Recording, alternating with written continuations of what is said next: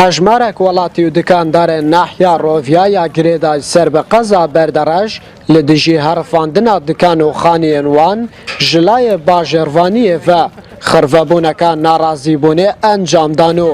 bo demê du dem ji mêran rêya serekiya navbera Hewlêr û Duhokê girtin. ئاو داگنەمان چ مشکلەمانە ئاوام کردێ سەری گرتگم ڕۆژ پاشتر گوتینە خراپ دەکەین خراپمان نەکردێ پشتیان هاتینە سێ دیواریان خراپ کردێ گوتم سەر چاوە یاسا سەروەرە ئیستا دەبێژی دەگەین مەعارد بۆچی ئەوە وەرەقەی نەحیەیە بەلەدیە مدیر ئەوەیە بەلەدی مەهەندس بەلەدی بۆم دەری نایە بە هیچ کێشەی بە ڕۆژ ئاوام کردێ هەممی تشت بە بەلگە بۆچی خراپ دەکەن سەبەبی چی وڵاتی و دکاندارên xirvebûyî ragihandin kurêkê bi bajarvaniyê nadin xanî û dikanên wan biherifînin. Heta xwenîşandan bi dawî hat çi aliyên peywendîdar nehatine nav xwenîşandanê û guh li axiftina wan negirt. Serokê bajarvaniya Rovya di peywendiyeke telefonî da bi NRT ragihand berî saleke biryar hatiye dan ku xanî û dikan nehêne avakirin heya ku ew xanî û dikan dihêne tapokirin û her xanî û dikanek bi zêdegavî hat bîte drûstkirin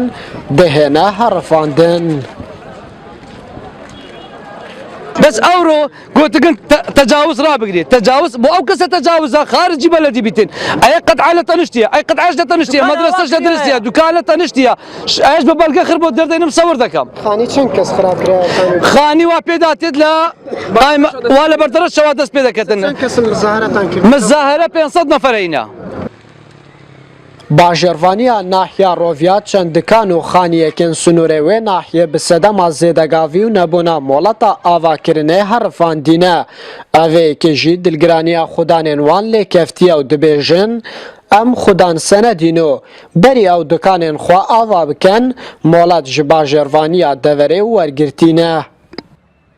بقصي بلدي وبقصي قائم مقام ومدير ناحيه هاتيا لو قبل قمان اخر بلقي مدير ناحيه ومدير بلده همو هاتيا او انت كرديان يعني كسر بخوي اوانا كرديا باش هكا تجاوز بلو شارع وكارب واويان ديناي Li piştî bi qezabûna berdereş Rovya li sala 2007 bûye nahiye û heya nihat çi xanî û dikanên deverê nehatîne tapokirin û berdewam welatî daxwaza tapokirina erdûxaniyên xwe dikin. Taîf Goran NRT Nahiya Rovya.